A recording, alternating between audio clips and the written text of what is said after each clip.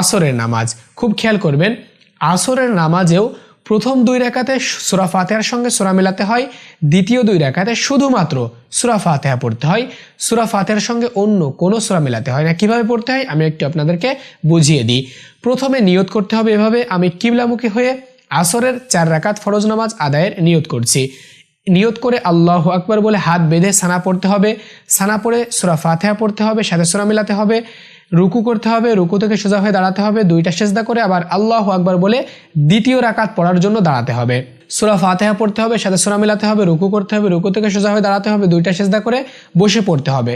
দ্বিতীয় রাকাত হয়ে গেল, 2 রাকাতে বসতে হয় আমরা জানি, বসে কি পড়তে হয়? তাশাহুদ পড়তে হয়। তাশাহুদ পড়ে তৃতীয় নাম্বার রাকাতের জন্য আল্লাহু আকবার বলে দাঁড়িয়ে যেতে হবে, দাঁড়িয়ে হাত বেঁধে শুধুমাত্র সূরা ফাতিহা পড়তে হবে। খুব খেয়াল করবেন, তৃতীয় নাম্বার রাকাতে দাঁড়িয়ে শুধুমাত্র সূরা ফাতিহা পড়তে